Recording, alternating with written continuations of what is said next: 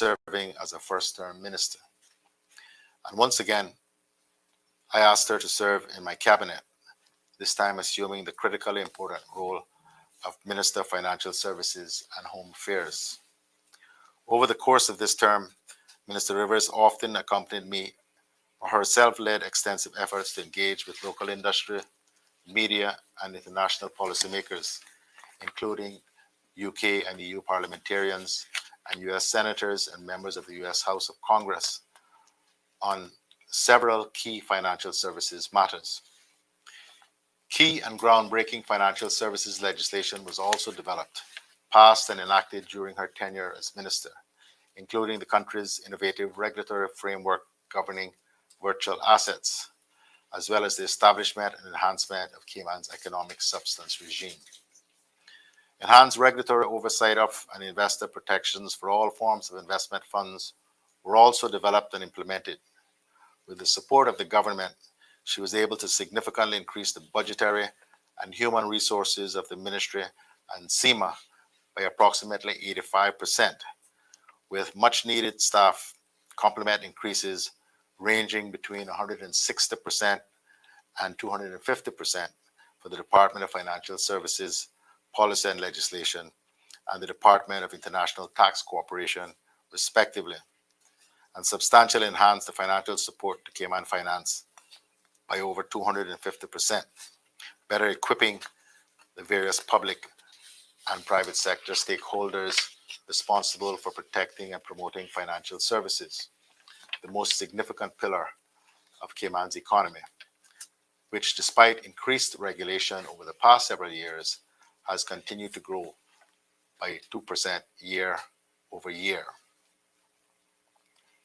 As Minister for Home Affairs, Minister Rivers also invests a significant amount of time and energy supporting national security and public safety in the Cayman Islands. These efforts have resulted in the completion of a number of critical projects thus far, including upgrades to the National Public Safety Communications radio system, the implementation of enhanced offender supervision and rehabilitation programs in both the prison and the community, significant investment in training, recruitment, facilities, and life-saving equipment for the fire service, and key amendments to the Disaster Preparedness and Hazard Management Law, which strengthen the Cayman Islands' resilience to hazards through the legislative establishment of the National Disaster Fund and the launch of phases 1 and 2 of the National Emergency Notification System. On her tenure, she successfully advocated for much-needed human and budgetary resources to support all of the critical public safety agencies, especially the Cayman Islands Fire Service and Her Majesty's Cayman Islands Prison Services, and significant progress has been made to address many legacy issues on all fronts. That, I believe, is a remarkable inventory of success over the course of 2 terms. And when you bear in mind that hither to her being appointed as minister, she had absolutely no legislative experience, I believe, based on my more than 20 years as a member of the Legislative Assembly and now Parliament, she has done a remarkable job as minister. And the country will miss her contribution. And I know I certainly will, if and when, as I hope, we form the next administration.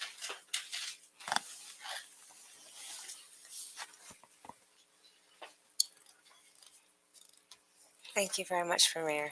Thank you for being here, and thank you for highlighting the service that I've given over all of these years. And just want to again thank you all for coming and ask if there's any questions that you may have. Obviously, it's more about making this declaration and informing you and helping you to inform the wider public as efficiently as possible, because I certainly didn't have the opportunity to reach out and speak to every single person for logistic reasons, but I wanted my constituents to hear this firsthand from me in a way that they get the message live and direct. And so, again, thank you all for tuning in. And I do appreciate you being here as well. Good afternoon, Minister Rivers, for the last time, I should say. Well, First I'm here till at least the new government is sworn in. So yes, I'll still be around. Just won't be standing for re-election. okay, so first of all, the question on everyone's minds: what's next for you? The Premier hinted at a position that you will be taking up. Would you share with us what that is? There are lots of options, and that's the thing that is most exciting. The very first thing on my agenda is to get some rest. And then it's looking at how best I can continue in my own personal journey, but also in the journey to help the country in whatever capacity I can, as public service is something that's been in my DNA since I came of age, so to speak. So I'm just very excited about what the future holds. Now, before making this announcement, you faced a lot of heat from the public in particular. You not saying anything about the McKeever Bush issue and his position as House Speaker. How much of an impact that was in your decision to step aside from political life? My position taken really has nothing to do with anybody else but me, and looking introspectively.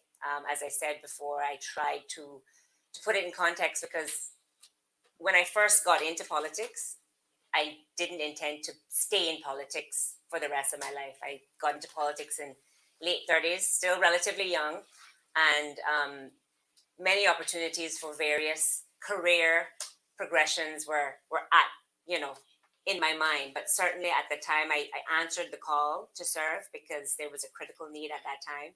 I felt that I'd given the service that I committed to give. And at this time, it's a bit of an inflection point as to whether or not I would continue on and kind of eventually, I guess, become the career politician that I said that I wasn't going to be, or look at this point in time and make a decision about what the future should hold. Now, Premier, you talked about the value of having Miss Rivers in the coalition, and now she's not going to be there. How does this impact your plans for the coalition manifesto that you've been dropping hints about, and your plans to put together a possible team in the government? Well, I've known that Minister Rivers was not going to stand, so that has already been taken into consideration. As I say, obviously, a certain seat that we had is not there now. So, but I am talking with other people, as I tend to do, and we'll see where we get to. But I am very, very comfortable at this point in the progress that we have made in building the kind of team that I believe will be able to continue to give this country good government following the general elections. I'm curious. I'm more comfortable really than I've ever been in any election campaign. Okay, thank you. I'm just curious, Ms. Rivers, is there anyone in particular that you're prepared to endorse as maybe your replacement? Premier, same question. Is there any particular candidate that's in the race that you guys are looking at? Stay tuned. Premier? We're talking to a number of people. So we'll have to see where we get to. I'm not in a position where I can say that we have an agreement with someone in West Bay South to become part of the coalition. If I did, I would say so. Mm-hmm. But we are talking to a number of people, and I believe most of the persons that we are aware of who will contest that seat would be prepared to work with the government. So that means the PPM, the Progressives, would not be fielding their own candidates in West Bay South? Or are you not prepared to say that right now? Well, I this close to nomination day, that's probably the case. Yes. All right. But I don't rule out anything until I've been around this long enough to know that things happen. This announcement may trigger a different, a reaction from people we haven't thought about. So So I don't rule many things out at this stage. Thank you. Just straight in, we understand Andre Ebanks is looking at running in West Bay South, leaving that position open. And would that be a position that you've been offered, Miss Rivers?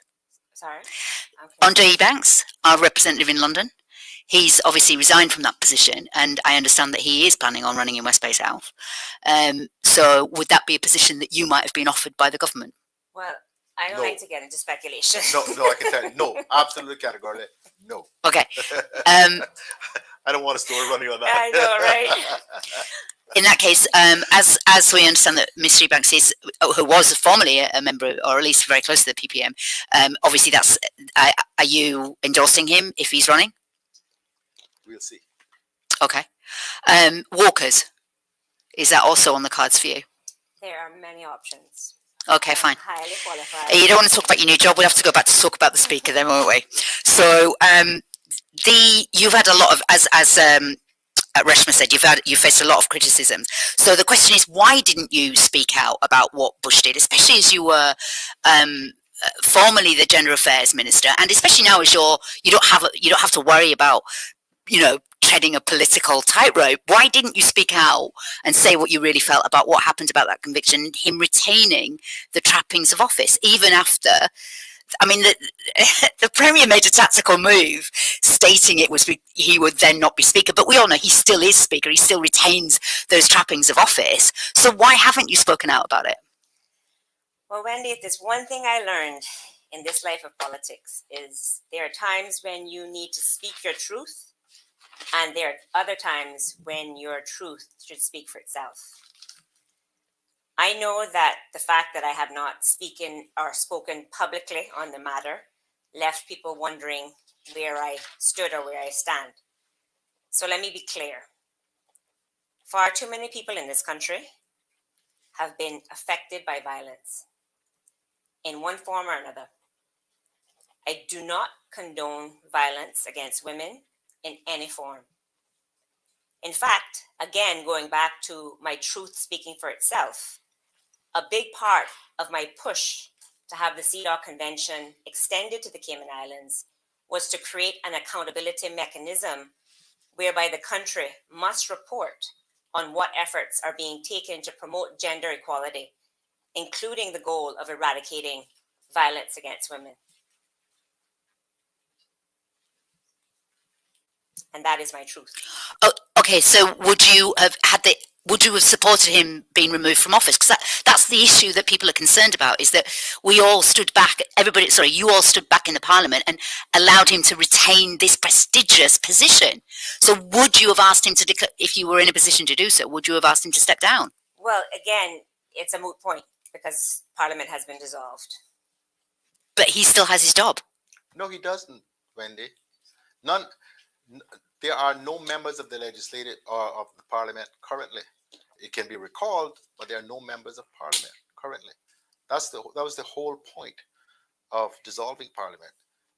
There's nobody in the Speaker's post any more than there's anybody as a opposition member. Only Cabinet has retained its office constitutionally.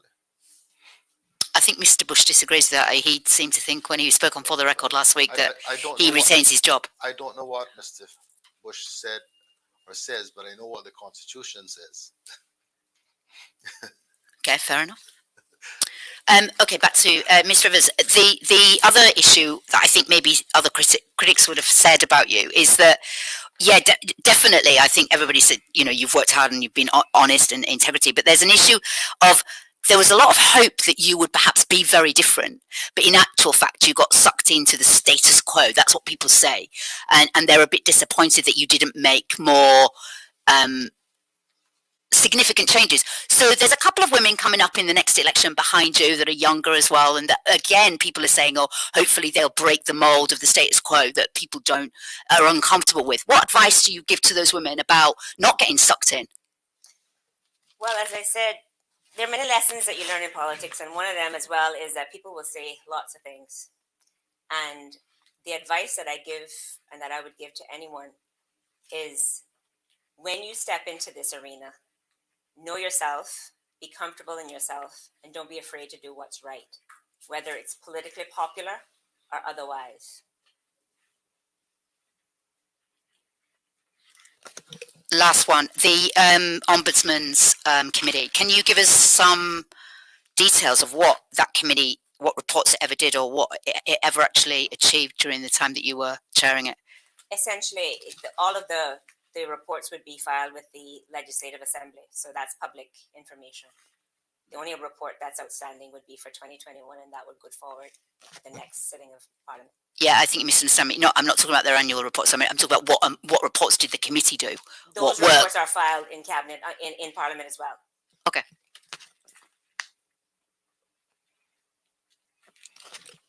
Thank you. Good afternoon. Thank you for inviting me. I have a few questions for Tara, Ms. Rivers. Many of your constituents I'm sure, will be very unhappy with you moving on. What advice do you have for them?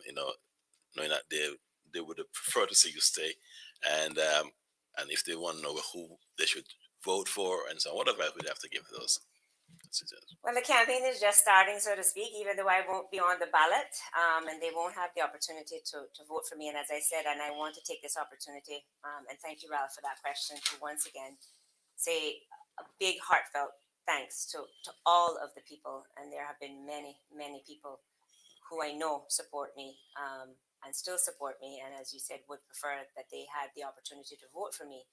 But I, as one of my key supporters, when I had this conversation beforehand, and I had to keep those discussions very close, obviously.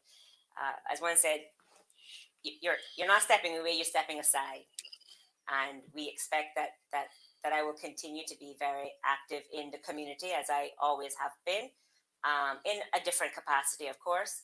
But a big part of why I wrestled with this decision for such a long time was to make sure that there was still that continuity of representation in West Bay South, the kind of leadership that they can trust.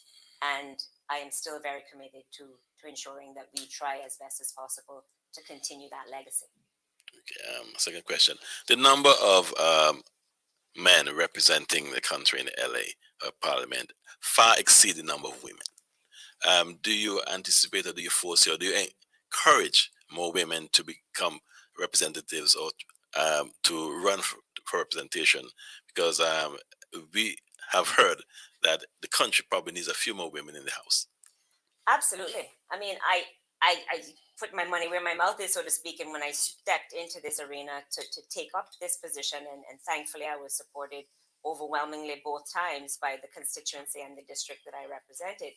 I think that the voice that women bring and the perspective that women bring is absolutely something that the country would benefit from. And I believe that women should be represented at all levels of decision making in the country, from the boardrooms to whatever else. And the governance of the country is key.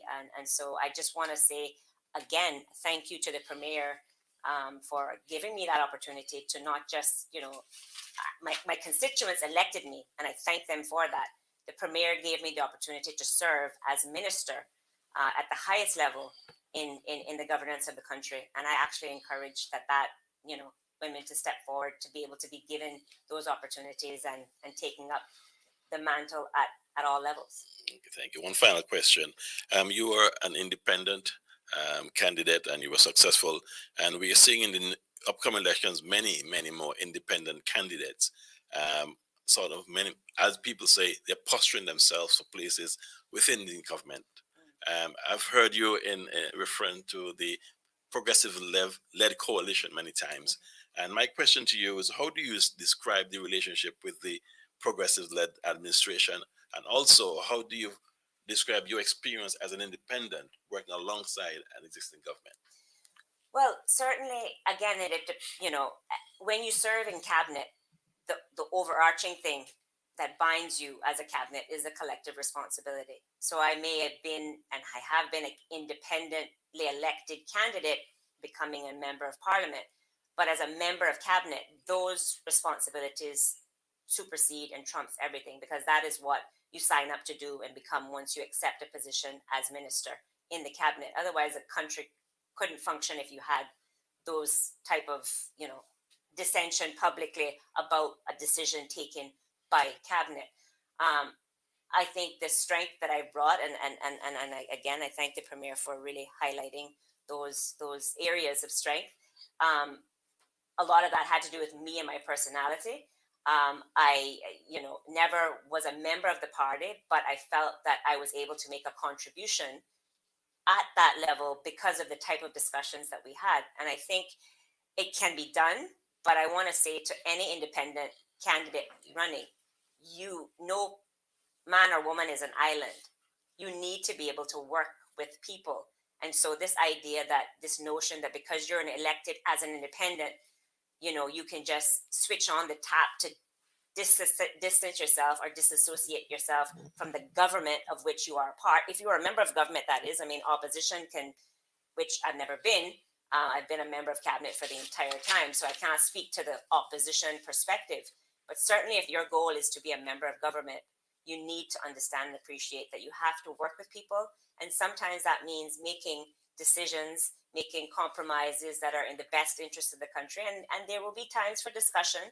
I said often to the premier in terms of caucus wall, if walls could talk, people will see really the healthy level of debate and discussion that we have before coming to any decision. But as an independent, I've always been very forthright with giving my views. And I think that just makes for healthier decision making. Thank you very much. That's it for me. Anyone else? I just have one final question. And this one is for the premier. If you would like to address, Isaac Rankin has sent out a statement addressing rumors about a meeting that you had with him last night. Would you like to address those rumors? Are you joining forces with Mr. Rankin? I've seen Isaac's statement, and I think the statement says all that needs to be said. This was not some secret meeting. I was invited to talk to his committee. Isaac, I think, is quite correctly and sensibly positioning himself and distinguishing himself from Arden McLean by saying, I do not want to be a member of the opposition. East End has had an opposition member for 12 years, 3 consecutive terms, and it has resulted in very little that has benefited East End. And so Isaac and his committee are continuing to explore how best they can position him as a candidate to become a member of the next administration.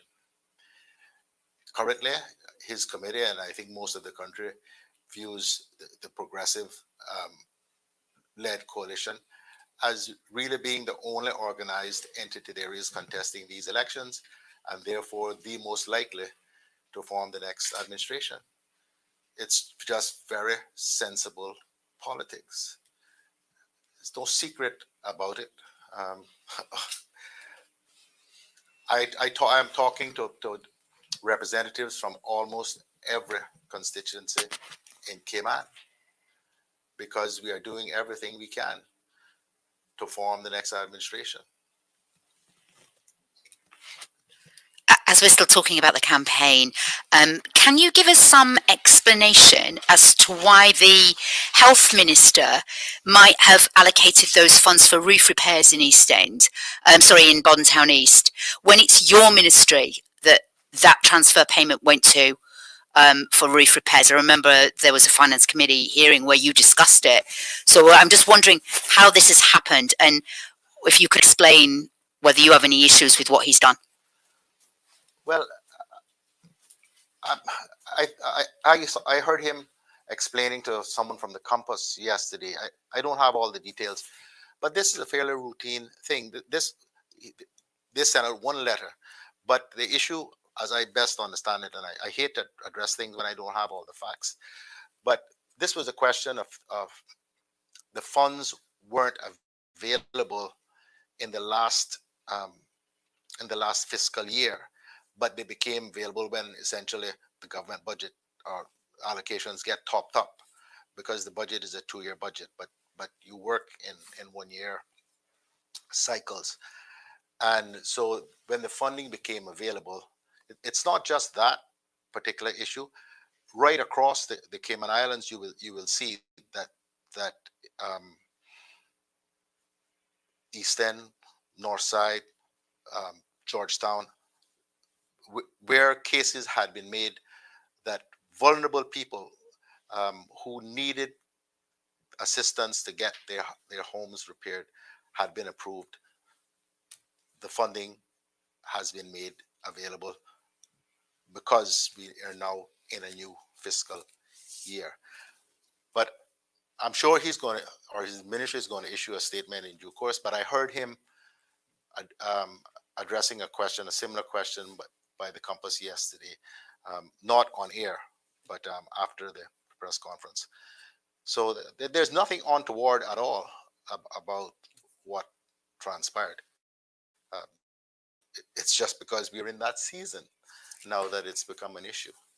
And on that note, Sorry, just to clarify, he did say, you said yourself in that finance committee meeting that the money should go through your ministry, through the community affairs and NC, the needs assessment unit, because there were concerns about abuse. Yes. And you specifically said it's your ministry that deals with it. So I'm just trying to understand how it is that it can come from his ministry's money. I don't know what I don't know what the technical details are. Ministers don't deal with the technical details, right? We don't have the ability to transfer anything. Ministers give approvals.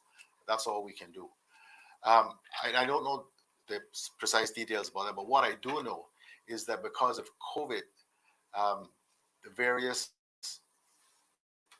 committees which were set up to deal with these things were unable to act. But in the meantime, when the rains still come, the breeze still blows, and vulnerable people who need their homes repaired need to get that work done. So I want to check this before I make a comprehensive statement. I'm sure his ministry is going to do so, because as I say, I hate to speculate. And I just don't know all of those details, except what I've just said to you is that there is absolutely nothing untoward. And that's not the only instance. The letter that somebody photocopied and sent to Cayman Marrow, that's not the only instance. You'll find a number of them right across the, the districts where cases were properly made for assistance. And the funding has just become available since January. on that note, I know everybody's chomping at the bit. Surely we can end on a happier note than that. Yeah, I mean, unless there's any other questions that are kind of directly related to this particular. Thank you for coming. Thank you all for listening in. Many people are tuning in, and I'm sure, as you said, people have opinions, and some people have 2 or 3 opinions depending on the time of the day, time of the year, time of the month. But again, I just really want to end on saying I am greatly appreciative for all of the support and encouragement that I've gotten from so many people throughout the district for many years. And as I said, to coin a phrase of one of my key supporters, I'm not stepping away, I'm just stepping aside, and I'm still going to be here for the country in whatever capacity that I can serve in the future. So the future is bright, and I'm very excited about it. So thank you all, and have a good day, good afternoon.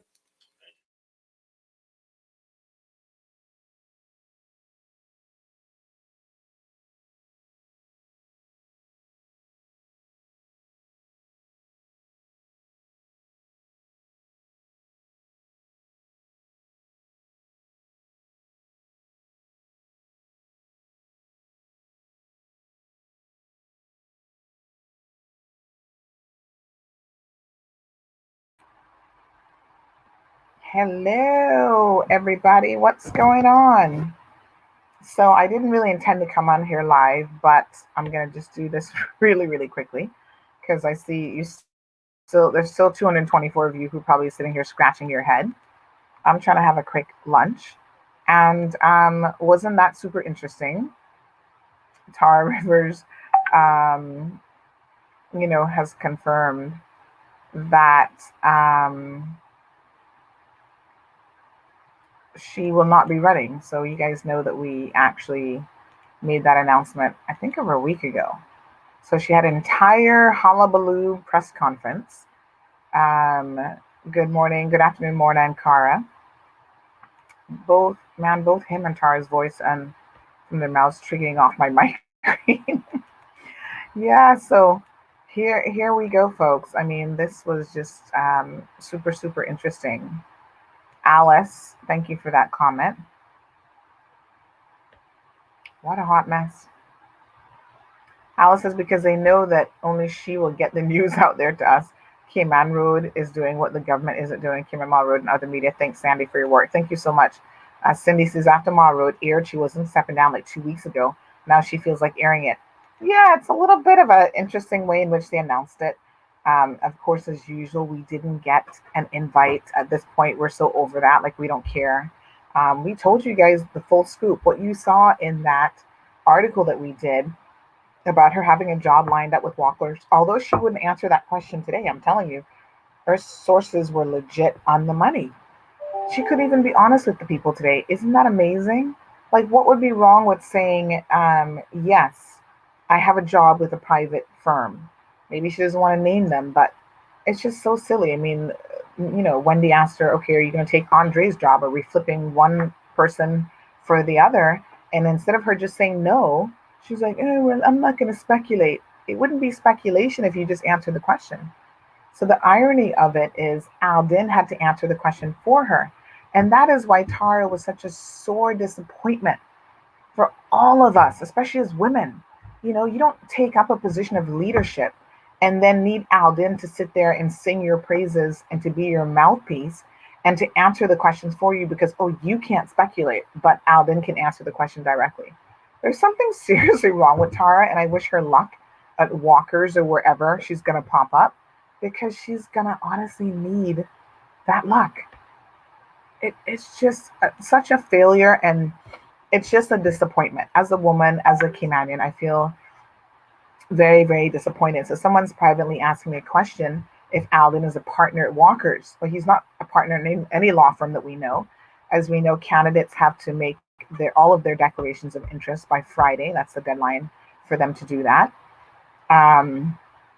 Remy says, happy Wednesday. If Alden gets back in, that's the end of Cayman. Wow. Oh my God. He says, he's talking to candidates all over the place. Well, let me give you guys a little bit of breaking news here on Cayman Mall Road because we like to give it to you straight. As a result of the story that we issued yesterday, what's his name? Isaac Douglas Rankin has now issued a statement. So hold on one second. Welcome everybody to this live stream. Just catching up on the Lord. chat What here. is this? Great to see you all on here. Where is he? We need apologies. him now. Why is Awesome. this? I'm here. Great to see you all on here. Oops, sorry. I got another video that just popped up. Okay, so Isaac has actually issued a statement. Loretta says no sound. Are you sure? Somebody else would have told me that already. Hold on, Loretta. Let me double check. If I didn't have sound, I would have thought somebody would have said that already. Because that is what you sign up to do. Oh yeah, Tara's. This is the delay where she's still yakety yakking. Loretta says no sound. No, I've got sound, Loretta. So check your feed, refresh. Let me just type that up.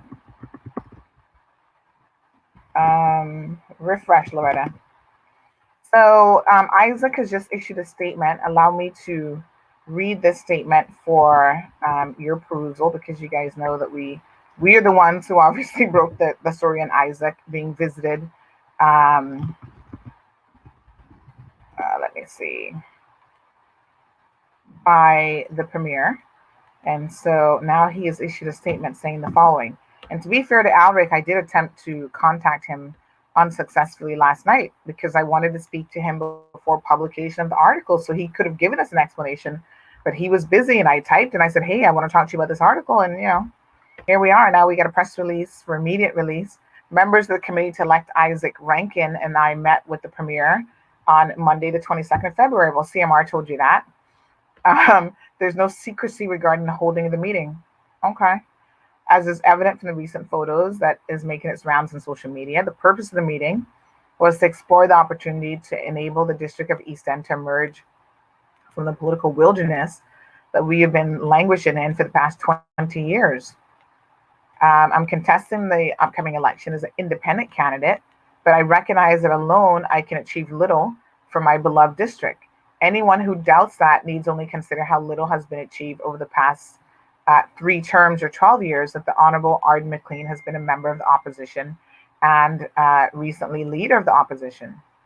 12 years of opposition representation by Mr. McLean has given East End very little to speak of. One seawall, a covered fish shack, one Pirates Week shed, and a small art building that the community has yet to access. The people of East End deserve better. Wow. Rankin's coming out with all guns blazing on this one. Should I be elected, I do not intend to be a member of the opposition. Oh, indeed, I am determined to be a member of the next government. That's a very interesting comment, Isaac.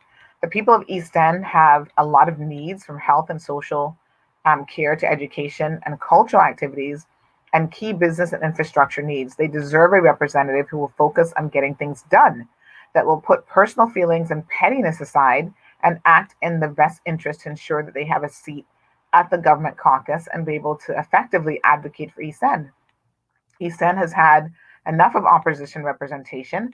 It's time that an elected member from East End is again part of the government of these islands, and with the support of the people, I intend to be that member. Okay, Isaac, the issue that I have with that sort of an approach is that you intend to do that by any means necessary. That's kind of what I'm hearing in that letter. So that concerns me, because part of the problem that we have now are people who are so hell-bent on being a part of a government that they will do it at any cost. And I don't believe that that's the correct approach. And I would love to get you on here to give a further explanation of exactly what it is you're trying to say, because basically you're saying that the opposition the leader of the official opposition, has been ineffective simply because he sits in the opposition, and that you would be willing to entertain aligning yourself with the progressives at any cost necessary, which also means putting Mr. Bush back in and giving us the exact same situation that we, the people, a good number of the people, are actually trying to move away from. So we will be asking you the exact same question that we are asking everyone else. Would you be intending, and do you intend to form a coalition government? If you're the last man standing, it sounds to me, based on that response, that you're saying hell yeah, because you think the only way to get anything done for the people of East End is to join with the progressives no matter what. That does bother me. I gotta tell you the truth. If I were a voter in East End, I would be wanting to hear a little bit more about that. But we thank you for the explanation, Isaac, and we'll certainly share it on our platform. Like, it literally came in by email. And I know we're obviously having a bit of a political midday discussion here.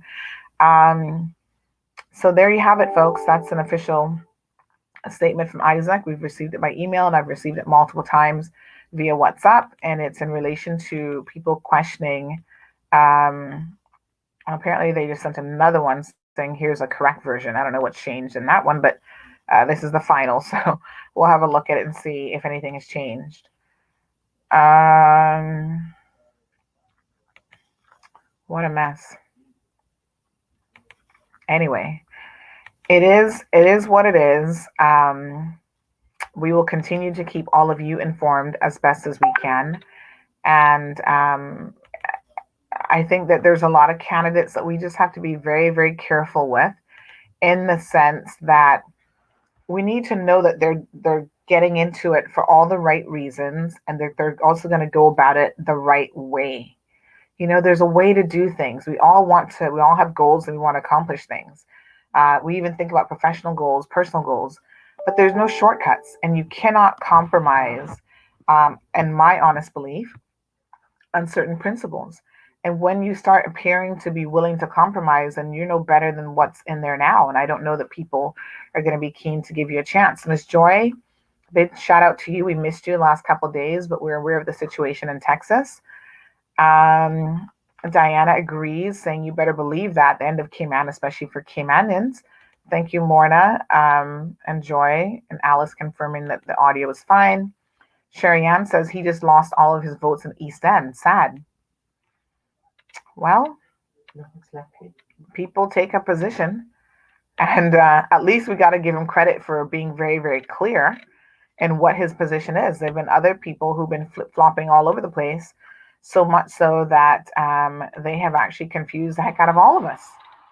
So he has made it very clear that he does not think that Mr. Arden McLean has been effective simply because he sat in the opposition. Very, very interesting perspective.